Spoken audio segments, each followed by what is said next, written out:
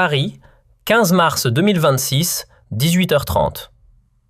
À Matignon, Sébastien Lecornu appose sa signature au bas d'un courrier qui, en une seconde, va faire trembler la scène politique. Il claque la porte de Matignon. Et comme souvent en France, il ne faut pas une nuit, il ne faut même pas une heure, l'info se propage et l'effet est immédiat, brutal, quasi tellurique. À Hénin-Beaumont, dans le QG du Rassemblement national, Marine Le Pen a déjà ce petit sourire de victoire, celui qu'on affiche quand on croit que le match est plié. Sauf qu'elle ne le sait pas encore. Dans 24 heures pile, ce sourire va se figer. Pas en colère, non. En sidération pure. Son téléphone vibre. Elle lâche un « enfin », comme on décroche un jackpot. Elle est en pleine réunion avec Jordan Bardella et les cadres du parti. Puis la salle se fait capturer par le son d'une alerte. BFM TV annonce que Lecornu remet sa démission à Emmanuel Macron. Là, impossible de jouer la sobriété. Elle savoure. Dans la foulée, elle lâche à ses proches une sentence qui claque comme un slogan. Pour Macron, ce serait le commencement de la fin. Lecornu, selon elle, tenait encore debout ce quinquennat déjà à bout de souffle. Sans lui, l'Élysée allait forcément basculer dans la pagaille. Et sur le fond, elle n'invente pas tout. Depuis son arrivée 18 mois plus tôt, Lecornu avait fait ce que beaucoup jugeaient irréalisable. Calmer un pays en tension, redonner un peu d'autorité à l'exécutif et surtout garder Macron à flot, alors même que sa popularité s'enfonçait. En quelques minutes, le sommet de l'État s'est retrouvé béant, comme si on avait retiré la clé de voûte d'un édifice déjà fragilisé. Officiellement, on parlait de désaccords majeurs. Visions incompatibles sur l'économie, fractures profondes sur la ligne européenne. Le communiqué se voulait technique, presque clinique. Mais personne n'était dupe. Dans les arcanes du pouvoir, la vérité circulait à voix basse. L'affaire était bien plus intime. Lecornu ne supporte Paris, 15 mars 2026, 18h30. À Matignon, Sébastien Lecornu appose sa signature au bas d'un courrier qui, en une seconde, va faire trembler la scène politique. Il claque la porte de Matignon. Et comme souvent en France, il ne faut pas une nuit, il ne faut même pas une heure, l'info se propage et l'effet est immédiat, brutal, quasi tellurique. À Hénin-Beaumont, dans le QG du Rassemblement national, Marine Le Pen a déjà ce petit sourire de victoire, celui qu'on affiche quand on croit que le match est plié. Sauf qu'elle ne le sait pas encore. Dans 24 heures pile, ce sourire va se figer. Pas en colère, non. En sidération pure. Son téléphone vibre. Elle lâche un « enfin », comme on décroche un jackpot. Elle est en pleine réunion avec Jordan Bardella et les cadres du parti. Puis la salle se fait capturer par le son d'une alerte. BFM TV annonce que Lecornu remet sa démission à Emmanuel Macron. Là, impossible de jouer la sobriété. Elle savoure. Dans la foulée, elle lâche à ses proches une sentence qui claque comme un slogan. Pour Macron, ce serait le commencement de la fin. Lecornu, selon elle, tenait encore debout ce quinquennat déjà à bout de souffle. Sans lui, l'Élysée allait forcément basculer dans la pagaille. Et sur le fond, elle n'invente pas tout. Depuis son arrivée 18 mois plus tôt, Lecornu avait fait ce que beaucoup jugeaient irréalisable. Calmer un pays en tension, redonner un peu d'autorité à l'exécutif et surtout garder Macron à flot, alors même que sa popularité s'enfonçait. En quelques minutes, le sommet de l'État s'est retrouvé béant, comme si on avait retiré la clé de voûte d'un édifice déjà fragilisé. Officiellement, on parlait de désaccords majeurs. Visions incompatibles sur l'économie, fractures profondes sur la ligne européenne. Le communiqué se voulait technique, presque clinique. Mais personne n'était dupe. Dans les arcanes du pouvoir, la vérité circulait à voix basse. L'affaire était bien plus intime.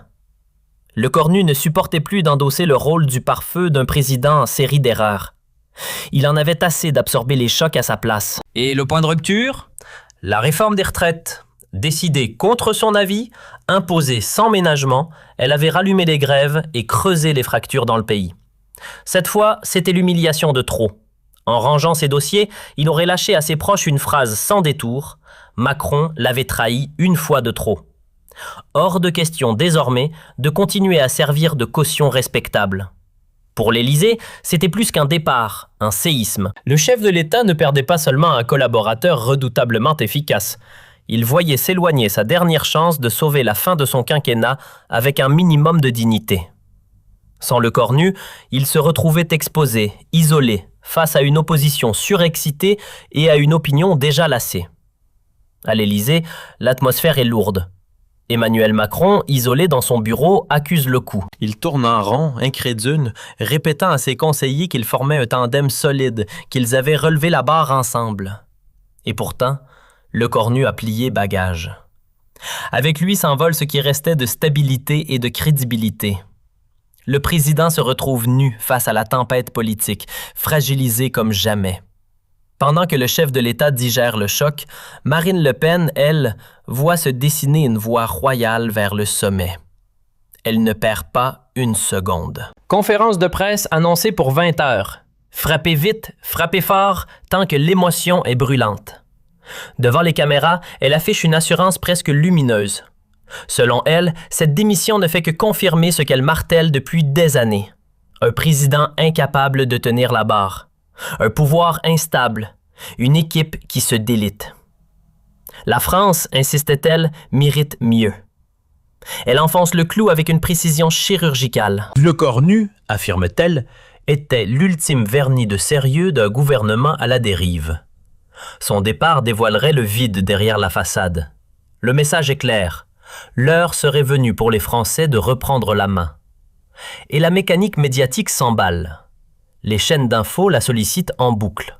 Studio après studio, elle déroule son argumentaire avec gourmandise. Chaque interview ressemble à un tour d'honneur. Cela fait des années qu'elle attend ce moment. Entre deux plateaux, elle glisse à Jordan Bardella que l'instant est historique. Selon elle, Macron serait à terre et le RN prêt à incarner l'alternative.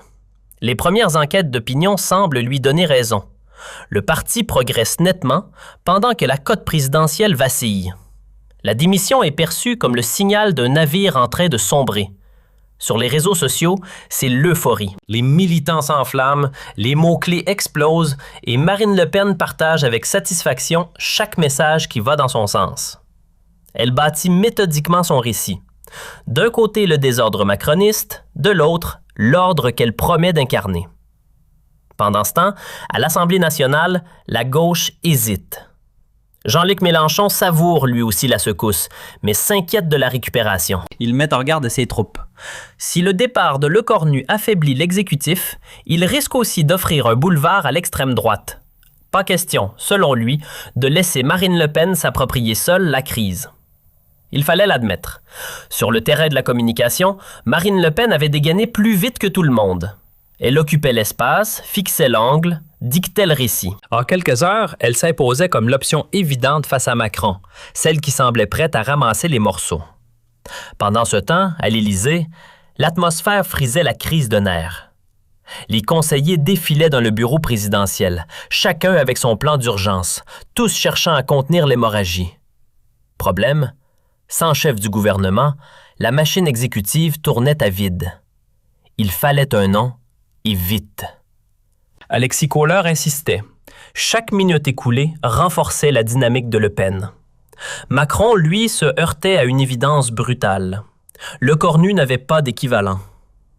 18 mois à bâtir une stature au-dessus des querelles partisanes, à se forger une crédibilité rare, et soudain, plus rien. On murmurait quelques pistes, Bruno Le Maire, Gérald Darmanin, Élisabeth Borne, mais aucun profil ne faisait consensus. Aucun ne semblait capable d'imposer l'autorité nécessaire. Le président faisait face à une équation sans solution évidente. De son côté, Marine Le Pen savourait sa soirée comme une victoire déjà acquise. Depuis 2017, elle n'avait jamais été aussi convaincue de pouvoir conquérir l'Élysée. Le Cornu représentait le dernier pilier empêchant l'écroulement du macronisme. Son départ ressemblait à un feu vert. Elle annonçait à ses proches qu'il était temps de dévoiler un programme de gouvernement crédible, de montrer qu'elle était prête à prendre les commandes. Ce qu'elle ne savait pas, c'est que dans l'ombre, des discussions se nouaient. La rupture n'était peut-être pas irréversible. Le 16 mars au matin, elle se levait avec assurance. Petit déjeuner médiatique, réunion avec ses députés, grand rassemblement à Marseille. La journée était calibrée comme un lancement de campagne. Vers 10 heures, sur RTL, elle appuyait là où ça fait mal. Si même les profils les plus solides quittent le navire, disait-elle en substance, c'est bien la preuve que le quinquennat est à bout de souffle. Interrogée sur sa capacité à gouverner, elle ne trembla pas. Les équipes sont prêtes, le projet est prêt, la légitimité est là. Il ne manquerait plus que le vote des Français. Et puis, au pire moment possible, tout bascule. Un simple vibreur. Un message de Jordan Bardella, bref, sec, mais BFM, maintenant. En plein studio, Marine Le Pen fait signe qu'on allume l'écran. Elle s'attend sans doute à une confirmation de plus, un détail, un commentaire. Mais ce qu'elle découvre la cloue sur place. Le bandeau rouge défile. Sébastien Lecornu reprend ses fonctions à Matignon. Démission annulée. Le visage se fige. Ce n'est pas possible, lâche-t-elle, déstabilisée, oubliant un instant qu'elle est en direct. Le journaliste, lui-même pris de court, tente de sauver la séquence. Que pense-t-elle de ce retournement ? En 24 heures, Lecornu vient de renverser la table. Non seulement il revient, mais il revient auréolé d'une stature nouvelle, comme s'il venait de prouver qu'il était indispensable. La séquence ressemble à un scénario de série politique, car pendant ces heures décisives, son téléphone n'a cessé de sonner. L'appel du président, évidemment. Mais aussi ceux de patrons, de responsables syndicaux, d'intellectuels, d'artistes, de figures du sport, des voix venues de tous les horizons. On lui demande de rester, on le supplie presque. Le chef de la CFDT insiste sur la nécessité du dialogue social. Le patron du MEDEF évoque l'intérêt du pays. Même au centre, des personnalités redoutent que son départ n'ouvre un boulevard aux extrêmes. Et puis, il y a cet appel-là, celui qui change tout, sa fille, étudiante en sciences politiques. Elle lui parle sans détour. Partir maintenant reviendrait à offrir une victoire politique à Marine Le Pen. L'argument le touche plus que tous les autres. Il comprend alors que son geste, pourtant personnel et assumé, pourrait provoquer une onde de choc démocratique. D'autant que ces 24 heures sans chef du gouvernement ont donné un aperçu du vide. Marché nerveux, monnaie affaiblie, incertitude généralisée. Et surtout, une opposante prête à capitaliser sur le désordre. Le retour de Lecornu n'est plus seulement un revirement, c'est une démonstration de force. En regardant les écrans saturés d'images où Marine Le Pen savourait déjà sa victoire, Lecornu aurait pensé une chose simple. Il ne voulait pas porter ce scénario sur la conscience. Impossible pour lui d'être l'élément déclencheur d'un basculement qu'il jugeait dangereux. Au même moment, l'Élysée vivait une nuit blanche. Mais ce n'était plus le chef de l'État qui appelait, c'était un homme presque désarmé. À 3 heures du matin, Macron laisse tomber le masque. Il reconnaît s'être trompé sur la réforme des retraites, admet qu'il aurait dû écouter son Premier ministre. Il ne demande pas seulement un retour, il implore une seconde chance pour corriger ses propres fautes. Cette posture inhabituelle, presque vulnérable, surprend Lecornu. Pour la première fois, le président ne cherche ni à imposer, ni à contourner. Il accepte de céder du terrain. Les règles changent. Si retour il y a, ce sera avec de vraies prérogatives. Les dossiers économiques et sociaux sous son contrôle, pendant que le président se concentre sur le régalien et l'international. Macron accepte sans discuter. Sauver son mandat passe avant tout le reste. Et ainsi, à 18h30 précise, un jour après avoir claqué la porte, Lecornu officialise son revirement et reprend possession de Matignon. Pour Marine Le Pen, le choc est brutal. Non seulement la fenêtre historique se referme, mais elle se retrouve exposée comme celle qui avait célébré trop tôt une chute qui n'aura jamais lieu. En privé, elle fulmine, évoquant une manœuvre calculée destinée à la piéger. Pourtant, personne ne prend vraiment cette hypothèse au sérieux. La fatigue visible de Macron, son insistance nocturne, tout cela paraissait trop sincère pour relever du théâtre. Le soir même, sur les plateaux, elle tente de reprendre la main. Elle affirme que rien n'a changé, que le problème reste le président. Mais le discours sonne forcé. En l'espace d'une journée, elle est passée du rôle de favorite à celui de candidate ayant crié victoire avant l'heure. Le verdict tombe dès le lendemain. Les enquêtes d'opinion ne pardonnent pas. Le Rassemblement national recule nettement. perdant non seulement l'élan gagné la veille, mais davantage encore. Les électeurs ont vu les images, entendu les déclarations, observé la jubilation. Et cette démonstration d'enthousiasme face à une crise nationale passe mal. Pour certains analystes, l'épisode révèle une facette moins présidentielle de Marine Le Pen, celle d'une dirigeante prête à exploiter les turbulences du pays pour avancer ses pions. À l'inverse, le retour de Lecornu est interprété comme un sursaut civique, presque un acte de responsabilité. Sa popularité grimpe en flèche, 60% d'avis favorables, un niveau rarement atteint à Matignon. Dans les colonnes des grands quotidiens, on salue son sang-froid face au vent populiste. Certains vont jusqu'à estimer que son revirement a protégé les institutions. Pendant ce temps, Marine Le Pen tente de détourner l'attention, change d'angle, attaque sur d'autres terrains. Mais l'image reste. La séquence de triomphe éclair s'est transformée en revers spectaculaire. Même au sein de ses alliés européens, on ironise. Matteo Salvini lui glisse, en aparté, qu'en politique comme au football, on ne célèbre pas avant le coup de sifflet final. 3 semaines plus tard, la photographie politique a changé. Elle plafonne. Lui progresse. Lecornu apparaît désormais comme un prétendant sérieux pour 2027. Paradoxalement, ces 24 heures d'absence ont solidifié sa stature. L'intéressé confie avoir retenu une leçon. Parfois, le retrait précède le renforcement, et il ne faut jamais négliger l'instinct démocratique des citoyens. Pour Marine Le Pen, l'enseignement est plus rude. La victoire anticipée est un piège, et l'excès de confiance peut coûter cher.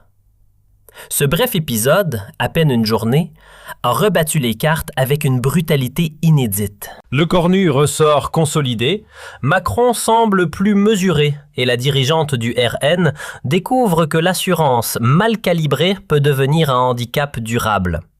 Cette parenthèse politique restera comme un cas d'école. Ne jamais considérer la partie comme gagnée avant l'issue officielle. Une règle que Marine Le Pen aura apprise face à un adversaire qui, lui, maîtrise manifestement l'art du tempo politique.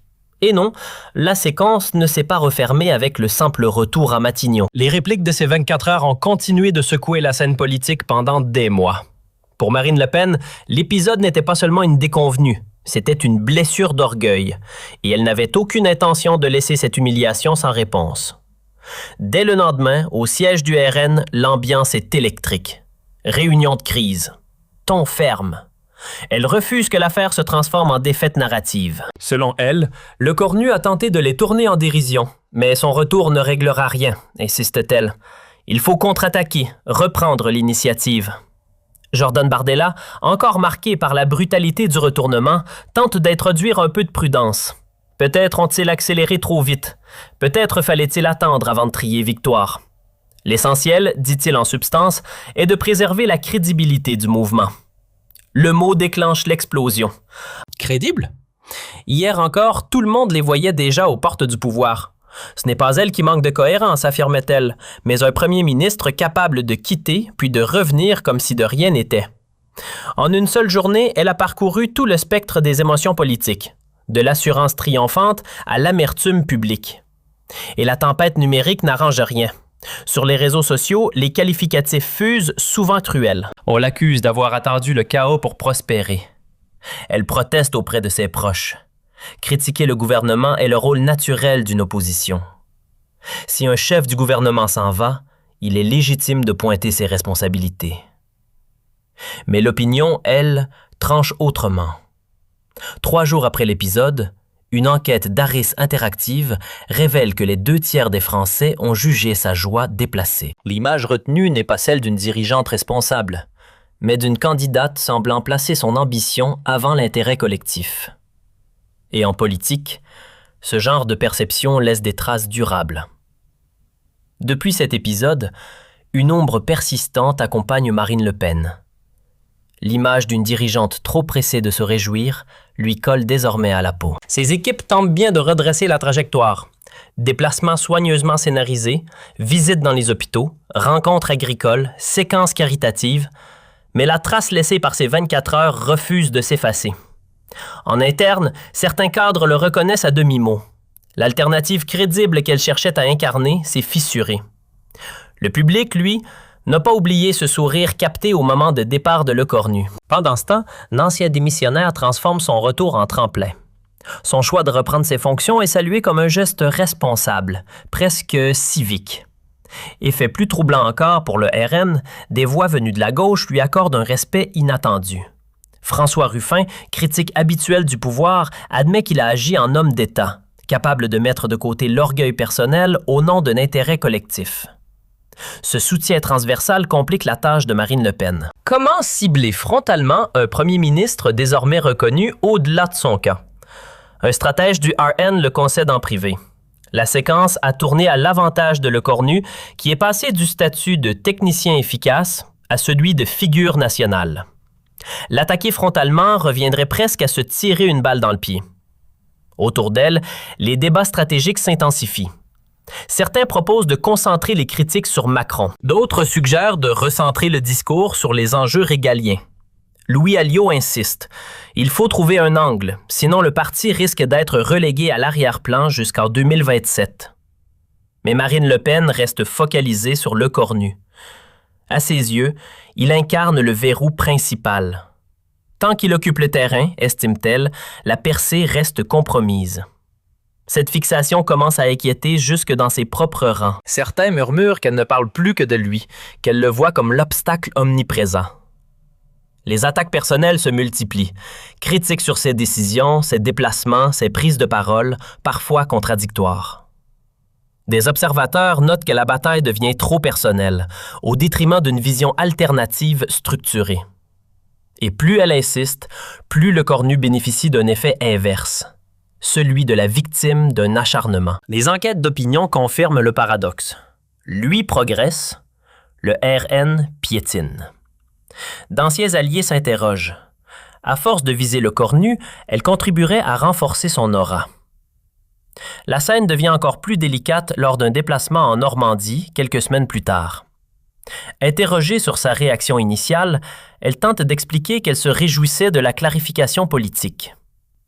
Le journaliste lui rappelle ce fameux « enfin ». Elle corrige maladroitement en affirmant qu'elle pensait que les Français allaient comprendre la situation.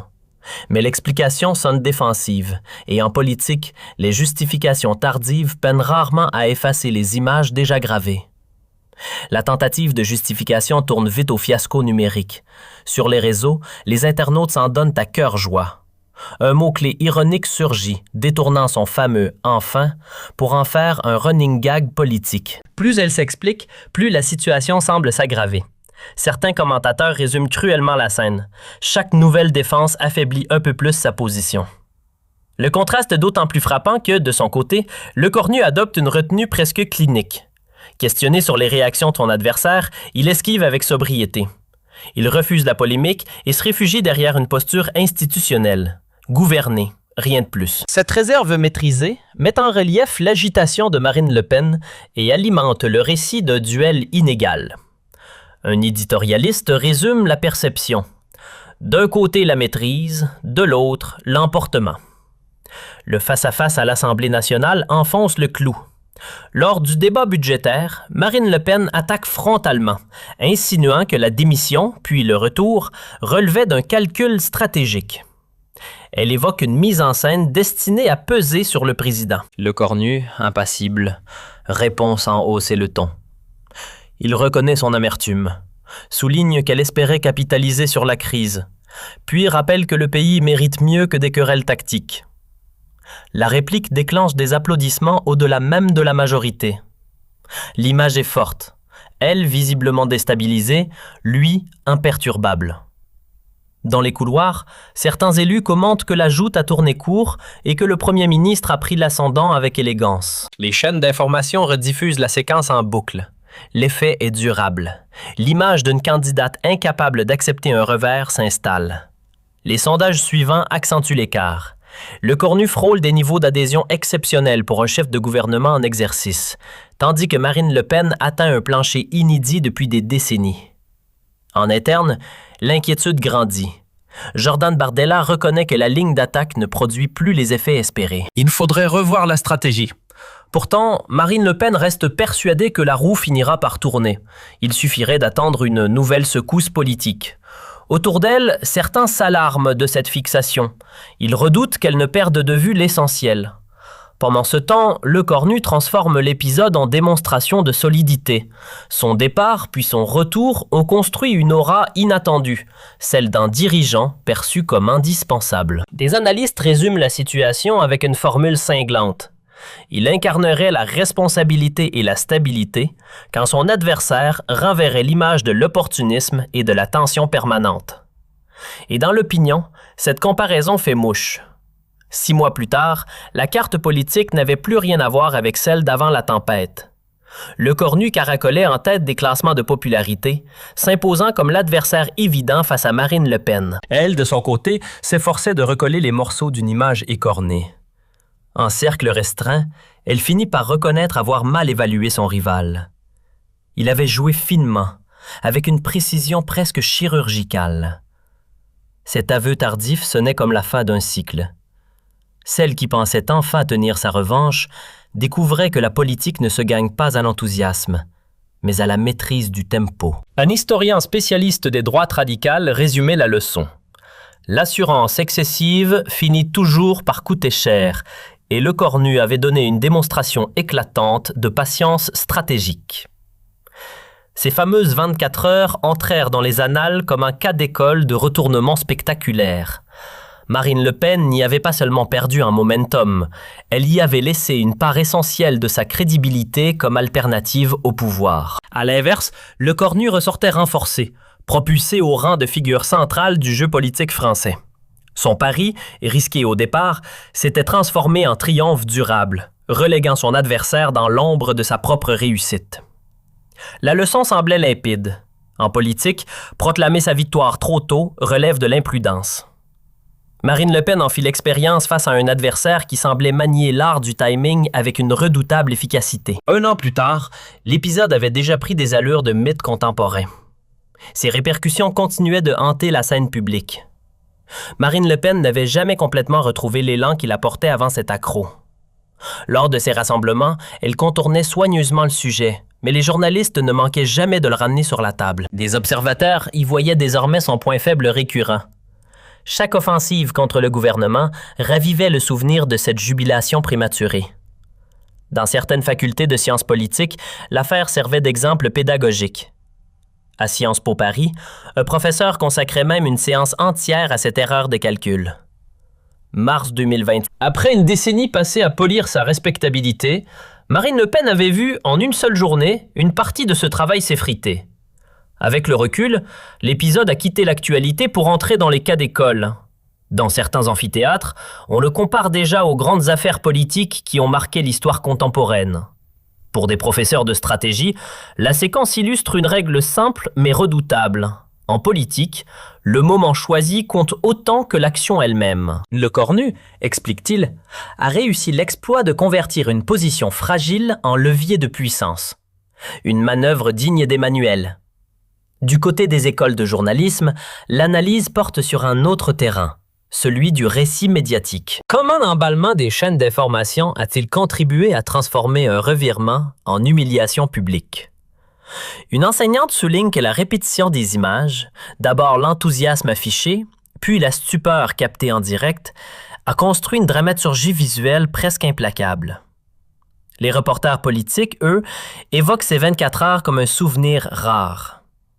Certains parlent d'un basculement qu'ils n'avaient jamais observé d'aussi près. L'un d'eux raconte le visage figé d'une candidate qui comprenait, en plein direct, que la trajectoire qu'elle croyait toute tracée venait de s'effondrer. Au-delà du jeu politique, il y avait là un moment profondément humain. C'est peut-être cette dimension qui a le plus marqué l'opinion. Car pendant une journée entière, les téléspectateurs ont vu défiler toute une palette d'émotions. L'assurance, l'optimisme, l'exaltation, puis le choc, la colère et enfin, l'amertume. Un condensé de campagne présidentielle en accéléré. Cette exposition émotionnelle a laissé des traces. Elle a dévoilé une facette plus intime de Marine Le Pen, mais pas forcément à son avantage. Une sociologue note que l'épisode l'a rendue plus accessible aux yeux du public, tout en renforçant l'idée d'un calcul politique assumé. En interne, la séquence a secoué le parti. Certains conseillers ont préféré prendre leur distance, estimant que la réaction manquait de hauteur.